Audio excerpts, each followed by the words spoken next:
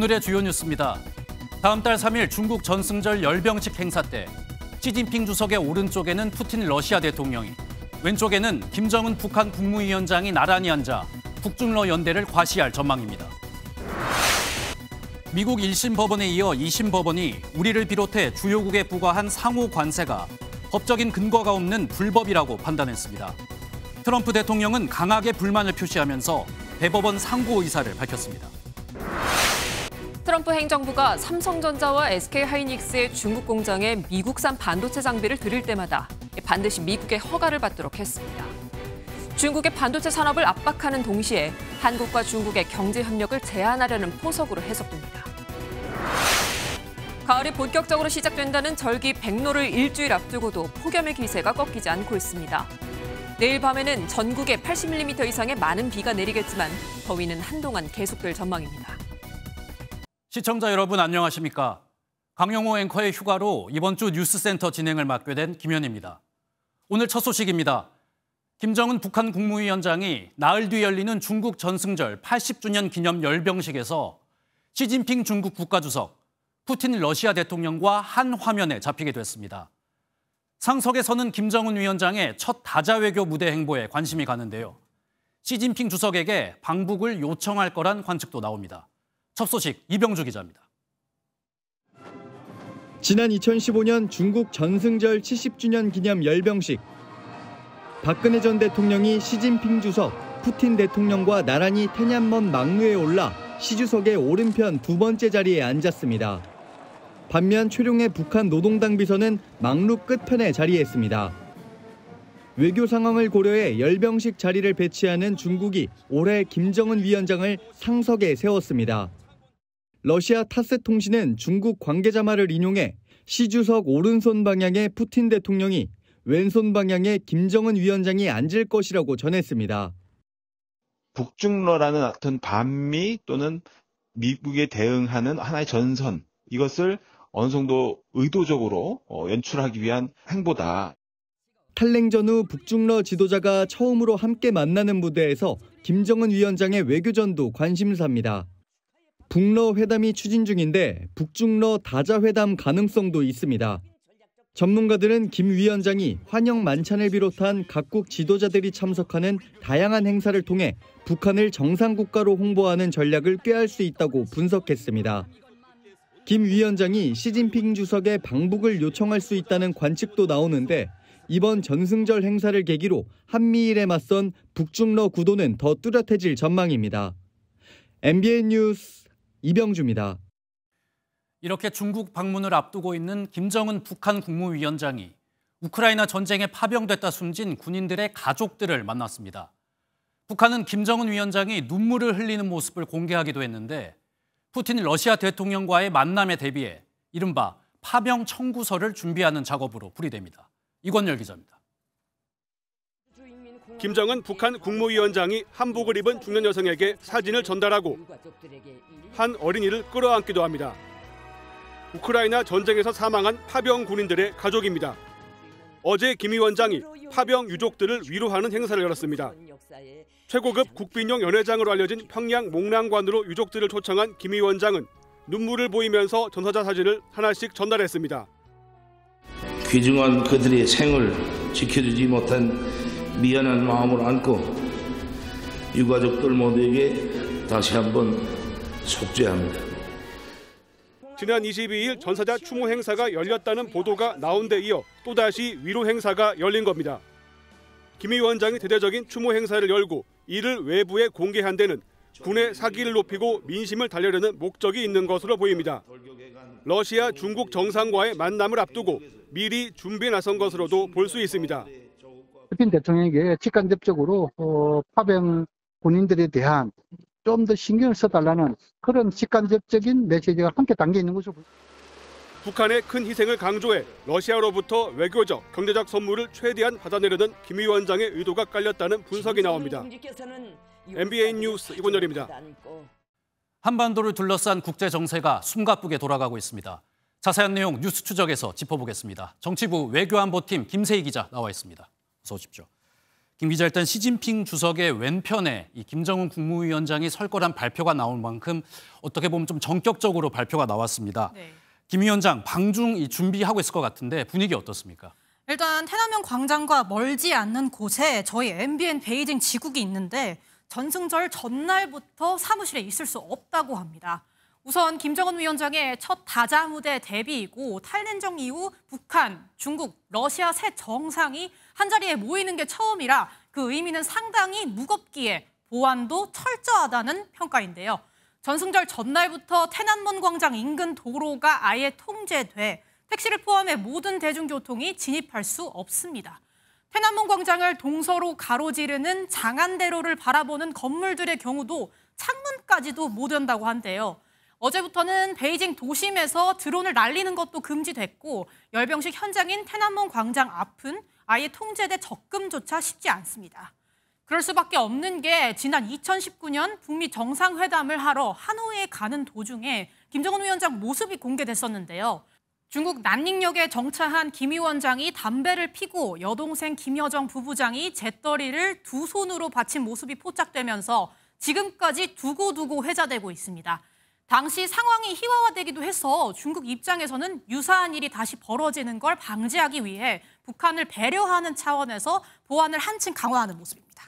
네, 방금 말씀하시기를 보안이 강화됐다 이렇게 이야기를 하셨는데 그래도 저희가 김정은 위원장이 어디를 좀 향해서 갈지 동선을 예상해 볼 수 있을까요? 네, 비행기로 가냐 열차로 가냐 좀 얘기가 많았습니다. 그런데 의식주가 다 가능한 만능 방탄 열차로 갑니다.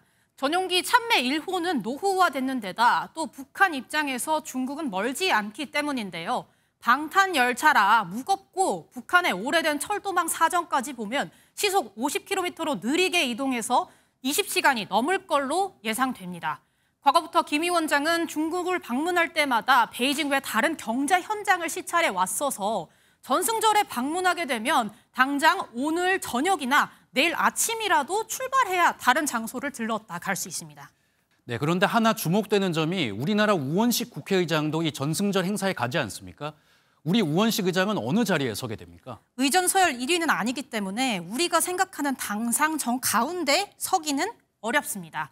정상급의 인물들이 가운데에 선 뒤에 우 의장은 시진핑 주석에게서 좀 멀리 있을 것 같습니다. 또 우 의장이 과연 푸틴 대통령 쪽에 더 가깝게 설지 아니면 김정은 위원장에 더 가까울지도 관심인데요. 통상 전 세계 모든 나라들은 국가 정상들이 참석하는 행사의 경우 각 나라들의 외교 관계를 고려해서 자리를 배치합니다. 우 의장의 자리가 김 위원장에게는 좀 멀리 있지 않겠냐는 분석도 나옵니다. 그런데 우상호 대통령실 정무수석은 우 의장과 김 위원장이 아는 사이라고 이야기했었죠. 우원식 의장하고 김정은 위원장은 전에 그 남북 정상회담인가 그때 같이 술 한잔도 하고 그랬던 사이라 서로 아는 사이예요. 모른 척은 안 할 거예요. 과연 김정은 국무위원장과 마주칠지 서로 또 눈인사 정도는 할 수 있을지도 이번 전승절 상황을 잘 지켜봐야 할 것 같습니다. 네, 그런데 이번 이 김정은 위원장의 전격적인 중국 방문이 이 트럼프 미국 대통령과의 협상을 위해서다 이런 해석도 나온다면서요. 이건 어떤 이야기입니까? 네, 맞습니다. 아직 단정할 수는 없지만 공교롭게도 트럼프 대통령 만나기 전에 김 위원장 항상 중국을 방문했었습니다. 북미 정상회담을 전후로 해서 지난 2018년 3월부터 2019년 6월까지 시 주석과 5차례 정도 만났었습니다. 게다가 북한 한미 정상회담 이후 반응 보면 이재명 대통령은 상당히 비판하지만 도널드 트럼프 대통령에 대해서는 일절 언급하지 않고 있는데요. 북중러 밀착 아니냐는 우려도 많기 때문에 미국 입장에서도 상당히 주시할 걸로 보입니다. 북한을 정상국가로 인정받고 싶어하는 김 위원장 입장에서는 중국과 러시아 정상과 나란히 서면서 몸값이 높아질 수밖에 없습니다. 시 주석과 푸틴 대통령과 또 한미 정상회담을 비롯한 정세에 대해서 논의할 가능성도 있고요. 비핵화에 대해서 의견 차이로 이미 한번 미국과의 협상에서 고배를 마신 김 위원장이 한반도 정세를 조금 흔들려는 것 아니냐는 분석도 나옵니다. 네, 오늘 말씀 여기까지 듣겠습니다. 지금까지 정치 외교안보팀 김세희 기자였습니다. 다음 소식입니다. 트럼프 미국 대통령이 전 세계에 밀어붙이고 있는 상호관세 정책에 대해서 미국 법원이 1심에 이어 2심에서도 대통령의 권한을 넘은 불법이라고 판단했습니다. 트럼프 대통령은 즉각 상고하겠다고 밝혔는데 만약 대법원이 확정 판결을 내린다면 트럼프 관세 정책은 백지화됩니다. 신혜진 기자입니다. 미국 법원이 도널드 트럼프 대통령의 상호 관세 정책에 내놓은 판결문입니다. 국제비상경제권한법 IEEPA는 대통령에게 관세를 부과하는 권한을 제한 없이 준 게 아니라고 명시했습니다. 1970년대에 제정된 IEEPA는 미국이 적국에 대한 제재나 자산 동결에 주로 적용해왔습니다. 그런데 트럼프 대통령은 심화한 무역 불균형과 함께 마약 문제 등을 내세우며 이 법을 상호 관세의 근거로 삼았습니다. We're thinking in terms of 25% on Mexico and Canada. Canada is a very bad abuser also. Vast numbers of people to come in and fentanyl to come in. 소송 대상은 미국이 마약 펜타닐 유입을 문제 삼으며 중국과 캐나다 등에 물게한 관세와 전 세계에 부과한 상호 관세인데 철강과 반도체, 의약품 등의 품목 관세는 포함되지 않습니다. 트럼프 대통령은 관세가 사라지면 재앙이 올 것이라며 즉각 상고할 뜻을 밝혔습니다. 이번 소송은 관세 정책으로 피해를 본 미국 기업 5곳이 트럼프 행정부를 상대로 제기한 것으로 오리건주를 비롯한 12개 주도 가세했습니다. 현재 보수 성향이 다수인 연방 대법원이 이번 판결을 그대로 확정하면 미국이 각 나라에 부과했던 상호 관세는 모두 취소될 전망입니다. MBN 뉴스 신혜진입니다. 한미 정상회담이 끝난 지 나흘 만에 우리 기업에 타격을 주는 미국의 조치가 나왔습니다. 내년부터 삼성전자와 SK하이닉스 중국 공장에 미국산 반도체 장비가 들어갈 경우 일일이 미국의 허가를 받아야 됩니다. 중국 반도체 산업에 대한 미국의 견제 조치란 해석인데 서정표 기자가 전해드리겠습니다. 미국 행정부가 삼성전자와 SK하이닉스의 중국 공장에 부여된 VEU, 즉 검증된 최종 사용자 자격을 앞으로는 철회할 방침이라고 밝혔습니다. VEU는 신뢰할 수 있는 중국 내 기업을 미리 지정해 미국 기업이 반도체 장비를 수출할 때 허가 절차를 생략하는 제도입니다. 삼성전자와 SK하이닉스는 그동안 이 제도 혜택을 받아 미국산 반도체 장비를 별도의 미국 허가 없이 중국 공장에 반입할 수 있었습니다. 하지만 내년부터는 미국 허가를 일일이 받아야 합니다. 이번 조치는 트럼프 행정부의 중국 기술 통제 강화 전략의 일환이라는 분석입니다. 반도체 패권을 노리는 미국이 패권 경쟁에서 우위를 점하기 위해 중국 반도체 산업을 본격적으로 견제하기 시작했다는 겁니다. 미국은 한 2030년 경에는 이제 반도체 패권국이 되기 위한 계획을 하고 있기 때문에 사전에 이제 중국에 대한 견제를 지속적으로 강력하게 할 수밖에 없거든요. 국내 반도체 기업들은 이번 조치를 예의주시하고 있습니다. 120일의 유예 기간이 있는 만큼 당장 생산 위축 같은 우려가 있는 것은 아니라면서도 미국과 우리 정부의 협상 상황 등을 지켜봐야 한다는 입장입니다. 이번 조치가 장기화할 경우 피해는 불가피하다는 인식도 깔려 있습니다. 정부는 다만 미국이 사전에 한국 측에 공지를 한 내용이라며 국내 기업의 피해를 최소화하기 위해 노력할 것이라고 밝혔습니다. MBN 뉴스 서정표입니다. 순직 해병 사건의 수사 외압 의혹을 들여다보고 있는 이명연 특별검사팀이 대통령실의 사건 개입 가능성을 인정하는 진술을 확보했습니다. 특검팀은 김동혁 전 국방부 검찰단장에게서 이 진술을 확보했는데 오늘은 군 정보의 정점에 있던 황유성 전 방첩사령관을 불러 관련 정황 등을 캐물었습니다. 최희지 기자입니다. 김동혁 전 국방부 검찰단장은 순직해병 수사 외압 의혹의 핵심 피의자로 특검팀의 7차례 조사를 받았습니다. 기록 회수나 박정훈 대령 수사 과정에서 대통령실로부터 혹시 직접 지시나 조율 받으신 적 있으실까요? 그런 적 없습니다. 그동안 순직해병 수사와 관련해 대통령실의 지시를 받은 적이 없다고 부인해왔던 김 전 단장이 특검 조사에서 입장을 바꿔 대통령실 개입 가능성을 인정한 것으로 전해졌습니다. 김 전 단장이 당시 국방부의 이첩 회수, 항명죄 수사 등에 대통령실이 관여돼 있을 것으로 짐작했다고 진술한 겁니다. 특검은 해당 진술 등을 토대로 김 전 단장이 사실상 대통령실의 외압 정황을 알고도 부당한 지시에 동조했다고 의심하고 있습니다. 특검은 어제 추가 자료 확보를 위해 김 전 단장이 사용하던 국방부 검찰단 집무실 등도 압수수색했습니다. 오늘은 순직해병 사건 당시 국군 방첩사령부를 지휘했던 황유성 전 사령관도 불러 조사했습니다. 수사 내역 정황도 알고 계셨습니까? 특검팀은 황 전 사령관을 상대로 사건 발생 후 대통령실 등의 외압이 실제로 있었는지 등을 집중 추궁한 것으로 전해졌습니다. MBN 뉴스 최희지입니다. 어제 김건희 여사가 구속된 상태로 재판에 넘겨지면서 전 대통령 부부가 동시에 형사재판을 받는 초유의 사태가 벌어졌습니다.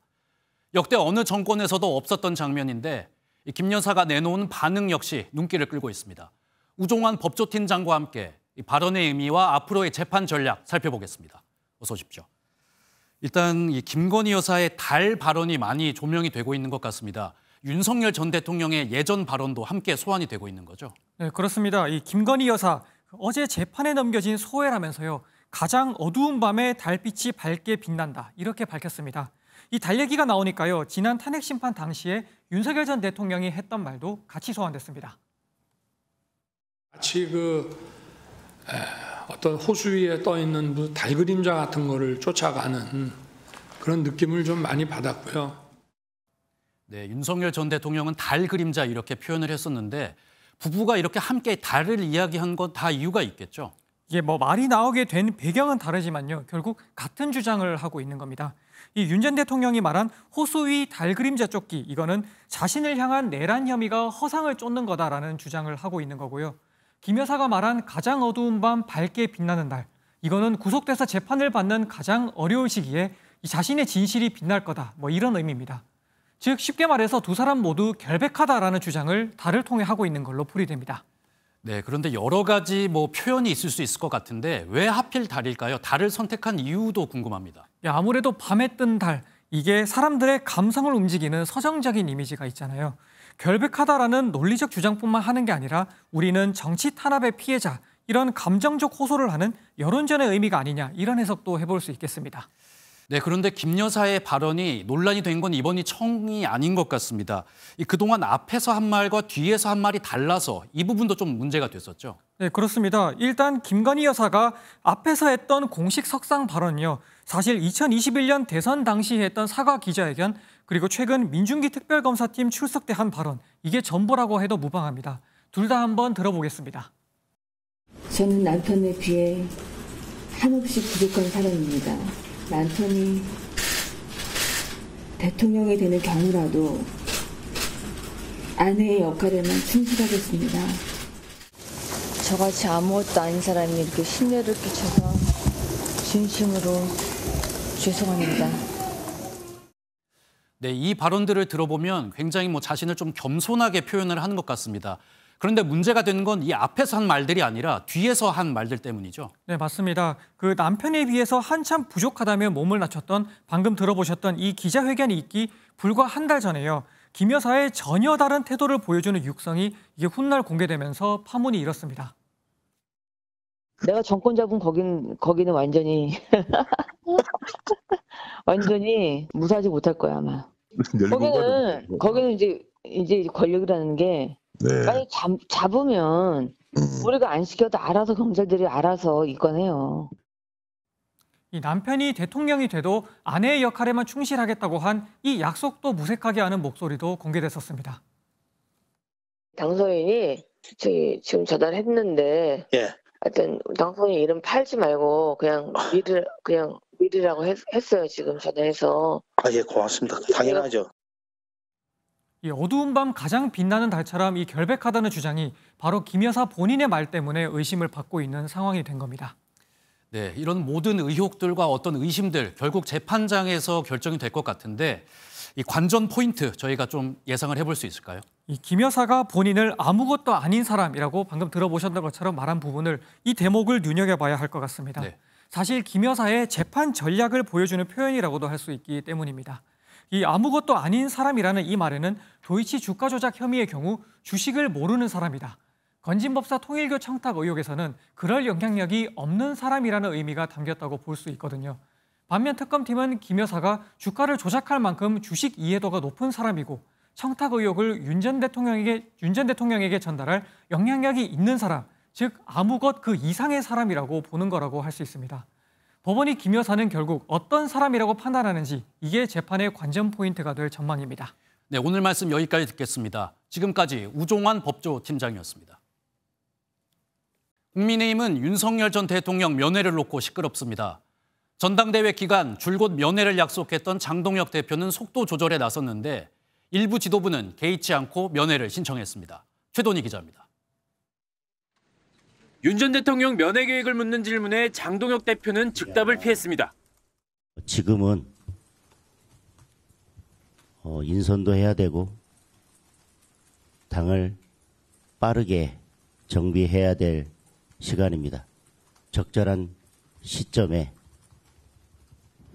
적절한 결정을 하겠습니다. 지난 전당대회 기간 당대표로서 윤 전 대통령 면회를 가겠다던 그간의 태도와 다소 다르게 읽히는 대목입니다. 당 안팎의 우려에 일단 숨고르기에 나선 걸로 보입니다. 이런 가운데 일부 지도부가 윤 전 대통령 면회 신청 사실이 알려졌습니다. 저는 사실 접견 신청을 미리 내놓은 상태예요. 국민의힘은 지도부 차원의 행동이 아니라고 강조했습니다. 아직 지도부 차원에서 합의된 내용도 아니고요. 특히나 국민적인 상식, 국민적인 공감대가 우선되어야 한다는 생각에는 변함이 없습니다. 대여 투쟁을 통한 여론전을 기대하는 상황에서 윤 전 대통령 면회를 강행하면 자칫 강경 보수 프레임에 빠질 수 있다는 건 고민 지점입니다. 반대로 면회를 포기하면 핵심 지지층의 비판이 불가피하고 찬탄파 공세에도 빌미를 줄 수 있습니다. 전방위 대여 공세를 예고한 장동혁 체제가 출범하자마자 윤 전 대통령 면회를 두고 시험대에 오르고 있습니다. MBN 뉴스 최도입니다. 온라인에 오세훈 서울시장을 살해하겠다고 협박글을 올린 20대 남성이 경찰에 붙잡혔습니다.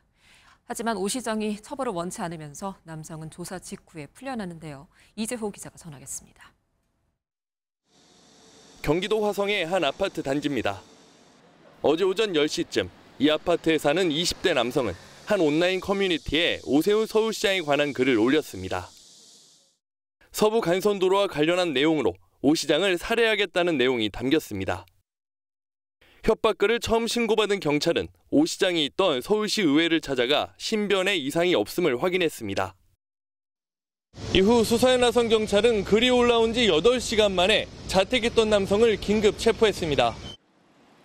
검거 당시 별다른 저항은 없었고 혐의도 모두 인정한 것으로 확인됐습니다. 다만 오 시장 측에서 처벌을 원하지 않는다고 밝혀 곧바로 석방됐습니다.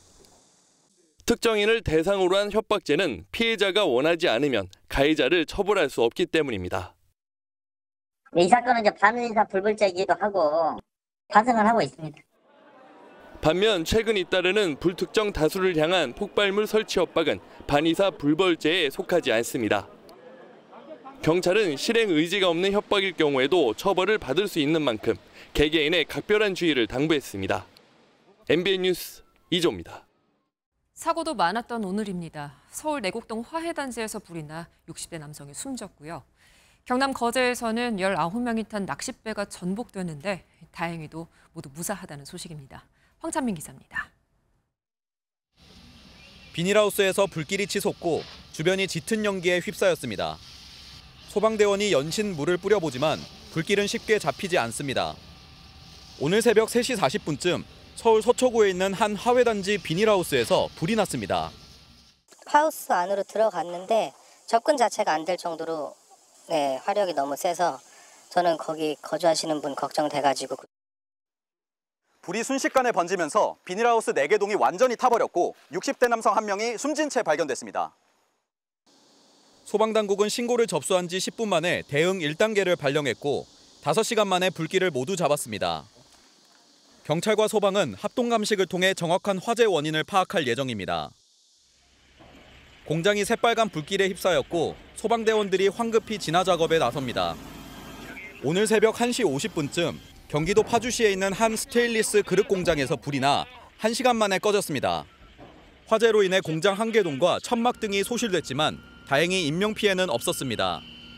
용접 작업 하다가 불빛 때문에 그 하부에 이제 먼지 퇴적물 같은 거에 불이 붙어서 그것 때문에 지금 발화가 된 걸로 보이고.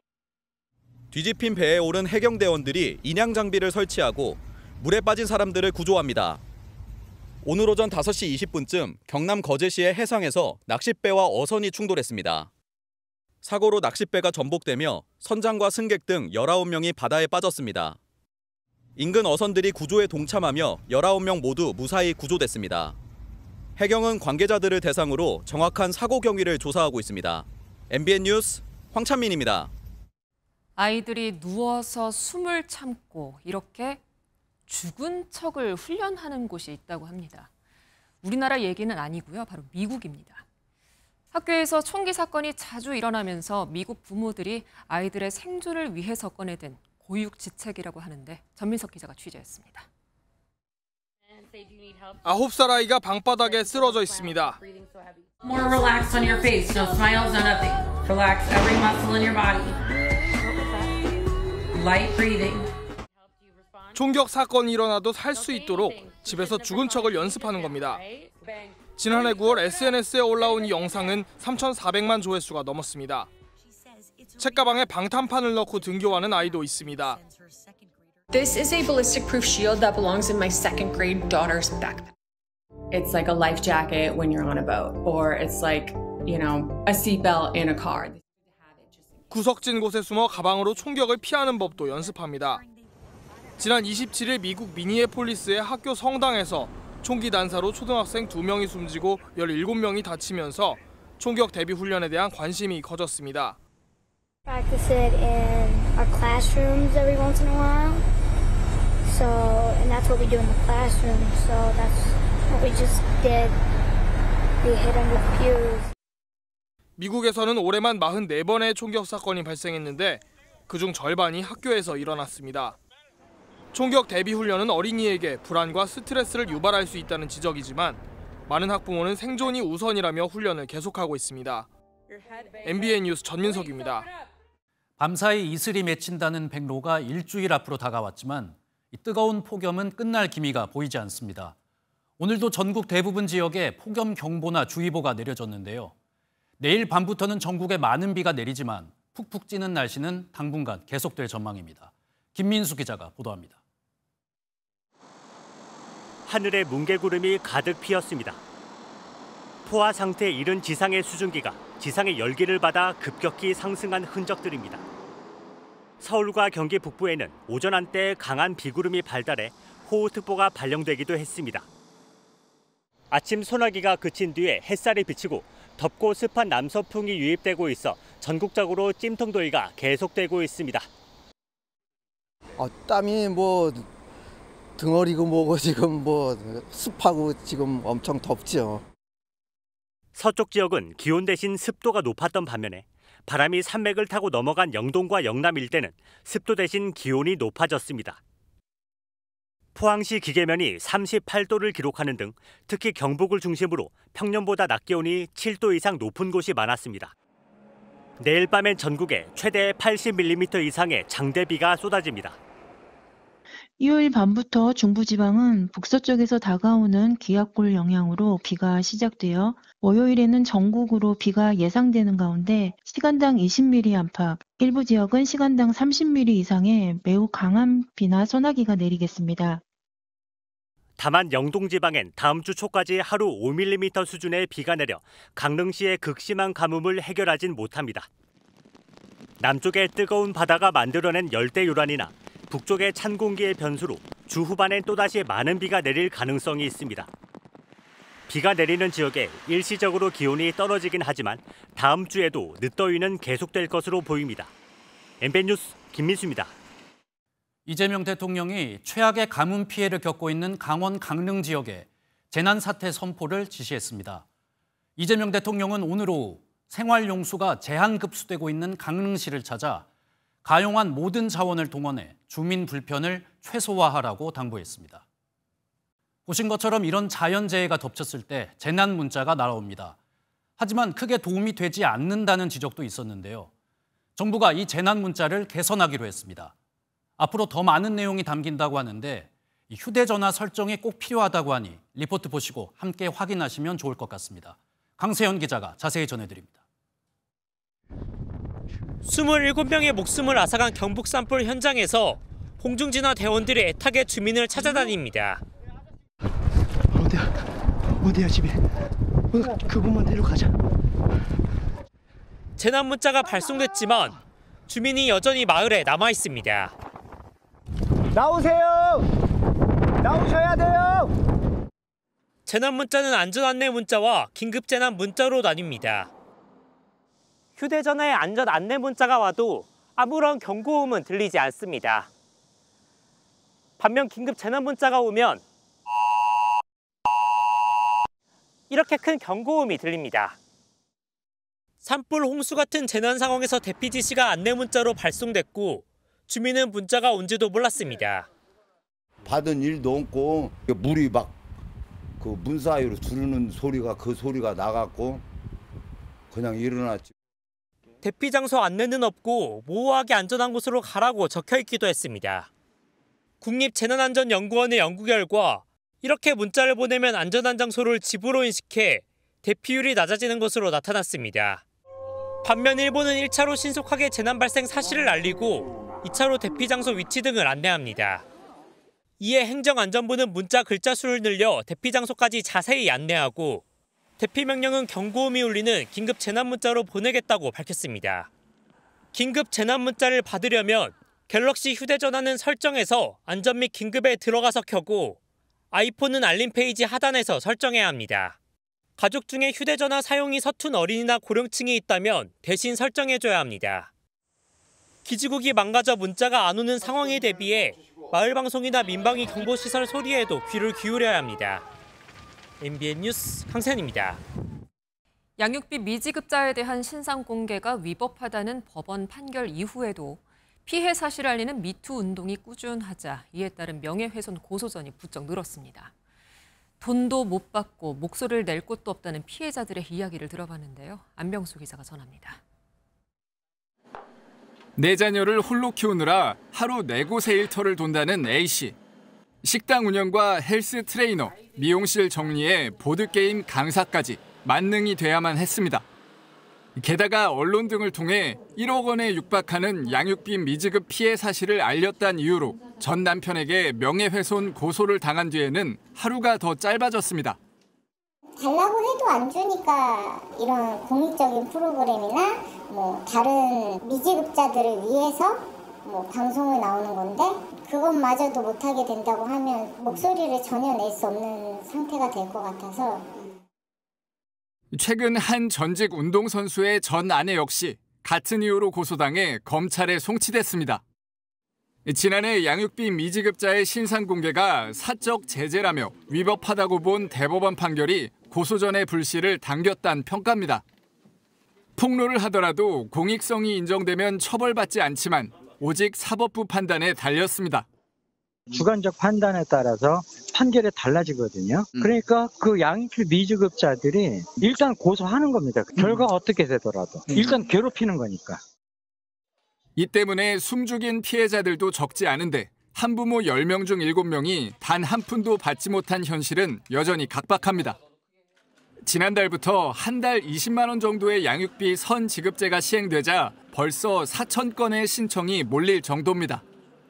정작 양육비 문제 해결과 거리가 먼 명예훼손 난타전을 멈추려면 비양육자의 책임의식을 높이는 방안이 거론됩니다. 내가 너무나 미워하고 싫어하는 저 사람에게 나의 돈을 줘야 한다라는 어떤 좀 그런 인식이 강하신 것 같습니다. 비양육 부모와 자녀가 조금 정기적으로, 주기적으로 잘 만남을 가질 수 있으면 그래도 조금 양육비 이행에 도움이 될 것으로. 비양육자와 자녀 간 교류를 활성화하는 한편 현행 운전면허 정지 수준에 그치는 미지급자 제재 조치도 대폭 강화하는 게 시급하다는 지적입니다. MBN 뉴스 안병수입니다. 서울 잠실의 대단지 아파트 특별 공급에 3만 6천 명이 몰렸습니다. 시세 차익만 최소 10억 원으로 예상되면서 신청자가 몰린 건데 당첨자는 현금이 최소 12억 원이 있어야 합니다. 홍지호 기자입니다. 내년 초 입주를 앞둔 서울 송파구의 1,800여 세대 규모 대단지 아파트입니다. 이 중 216세대가 민간에 분양되는데 최고 분양가는 18억 7천만 원 정도입니다. 높은 분양가지만 주변 시세보다는 10억 이상 저렴해 이른바 로또 청약이라 불리는 곳입니다. 어제 진행된 106가구를 모집하는 특별 공급엔 무려 3만 6천 명이 몰렸습니다. 평균 경쟁률은 346대 1, 전용 면적 45제곱미터의 경우 최대 1223대 1까지 치솟았습니다. 어떻게든 돌려막기라도 해서라도 하겠죠. 무조건 시세 차익이 10억 가까이 나는데. 74제곱미터의 당첨자는 당장 입주 지정일인 내년 초까지 현금으로 12억 원을 마련해야 합니다. 627 부동산 규제로 대출 한도가 6억 원으로 줄어들었고 세입자의 보증금으로 잔금을 치를 수도 없기 때문입니다. 잔금을 낼 만한 사람들이 많다는 얘기입니다. 공급은 줄고 있잖아요. 신규 주택은 오히려 더 인기가 끌 수밖에 없죠. 현금 부자를 중심으로 특별 공급이 흥행에 성공하면서 다음 주 시작될 1순위 청약에는 더 많은 사람들이 몰릴 것으로 예상됩니다. MBN 뉴스 홍지호입니다. 거장 박찬욱 감독의 신작 어쩔 수가 없다가 세계 3대 영화제인 베니스 국제영화제에서 기립박수를 받았습니다. 외신의 극찬도 이어지면서 최고 작품상인 황금사자상 수상 가능성이 나오고 있습니다. 이상주 기자입니다. 박찬욱 감독이 3년 만에 선보이는 신작 어쩔 수가 없다는 미국 소설이 원작으로 직장에서 해고된 남성이 재취업 전쟁에 뛰어든 이야기입니다. 미국에서는 해고를 도끼질한다고 그런다면서요. 한국에서는 뭐라 그러는지 아세요? 넌 뭐가지야? 박찬욱 감독 특유의 미장센과 정교한 음악은 영화의 밀도를 더하며 스크린으로 관객을 끌어당겼습니다. 상영이 끝나고 관객들의 기립박수와 환호가 약 9분 동안 지속했습니다. 놀라운 반응에 박찬욱 감독과 배우들은 포옹하며 감격스러운 마음을 나눴습니다. 이 제목은 이 영화 속에서 거의 모든 등장인물이 한 번씩 말을 하는 표현인데 변명에 가깝습니다. 약간 좀 비겁하다고까지 볼 수 있는 그런 자기 정당화. 한국 영화가 베니스 영화제 경쟁 부문에 진출한 건 지난 2012년 고 김기덕 감독의 피에타 후 13년 만입니다. 박찬욱 감독 개인적으로도 2005년 친절한 금자씨로 젊은 사자상 수상 후 20년 만의 도전입니다. 올해 베니스 영화제 경쟁 부문은 모두 21개 작품으로 황금 사자상 수상작인 폐막식은 다음 달 6일 발표됩니다. 매혹적인 블랙 코미디라는 외신의 극찬 속에 박찬욱 감독이 황금 사자상 수상에 성공하며 한국 영화의 낭보를 전할지 기대합니다. MBN 뉴스 이상주입니다. 대구 달성군과 MBN이 주최하는 전국 파크골프 대회가 오늘 개막해 사흘간의 일정에 들어갔습니다. 총 상금 2,800만 원을 놓고 전국 17개 시도에서 500여 명의 선수가 참가한 이번 대회는 일반부와 가족부, 관내부 등 3개 부문으로 치러집니다. 선수와 시민 등 1,000여 명이 참석한 개막식에선 가수들의 축하 무대와 추첨 등 다양한 이벤트가 마련돼 큰 관심을 끌었습니다. 8월의 마지막 주말인 오늘도 무더운 날씨 속 소나기가 지났습니다. 오전 한때 경기 성남시에는 시간당 50mm의 소나기가 쏟아지면서 호우경보가 내려지기도 했습니다. 오늘도 저녁까지 내일도 곳곳으로는 요란한 소나기가 지나는 곳이 있겠습니다. 내일은 차츰 전국에 비가 내리겠습니다. 오전에 남부지방을 시작으로 밤에는 그 밖에 전국으로 확대되겠습니다. 비는 모레인 월요일까지 이어질 전망입니다. 예상되는 비의 양은 서울을 비롯한 중부지방과 경남을 중심으로 80mm 정도가 되겠습니다. 이 비가 내릴 때 시간당 30mm 이상씩 매우 세차게 쏟아질 수 있겠습니다. 오늘 밤사이에도 대부분 지역에서 열대야가 나타나겠습니다. 낮 기온은 서울이 31도, 청주는 35도까지 올라서 덥겠습니다. 비구름이 먼저 닿는 남부지방은 광주가 32도, 부산 31도로 오늘보다 1에서 2도가량 낮겠습니다. 비는 월요일 밤에 중부지방부터 차츰 그치겠습니다. 날씨였습니다.